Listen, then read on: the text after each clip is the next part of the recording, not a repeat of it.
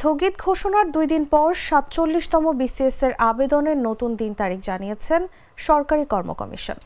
নতুন সিদ্ধান্ত অনুযায়ী আগামী ২৯ ডিসেম্বর সকাল ১০টা থেকে এই বিসিএস এর অনলাইন আবেদন শুরু হবে। এই প্রক্রিয়া চলবে ৩০ জানুয়ারি রাত ১১টা ৫৯ পর্যন্ত। এবার আবেদন ফি ২০০ টাকা।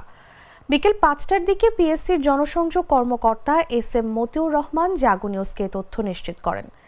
এর আগে গত ২৮ নভেম্বর ৪৭তম বিসিএস এর বিজ্ঞপ্তি প্রকাশ করে পিএসসি।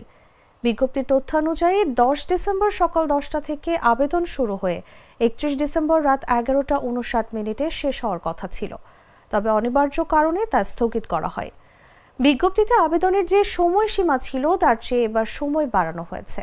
প্রথম দফার ঘোষণা অনুযায়ী আবেদনের জন্য প্রার্থীরা ২২ দিন সময় পেতেন, তবে নতুন সিদ্ধান্ত অনুযায়ী আবেদনের জন্য ৩৪ দিন সময় পাচ্ছেন চাকরি প্রার্থীরা।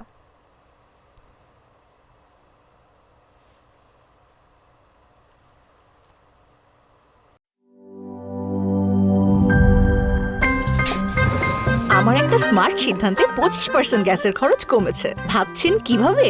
সাধারণ গ্যাস স্টোভ বদলে আমি এনেছি আরএফএল গ্যাস স্টোভ। এর সাইন্টিফিক নজল ও ব্রাস বার্নার ক্যাপ সমানভাবে তাপ ছড়িয়ে রান্না করে দ্রুত, তাই গ্যাসও বাঁচায় 25%, টাকাও বাঁচে 25%। আরএফএল গ্যাস স্টোভ নিরাপদ ও গ্যাস সাশ্রয়ী।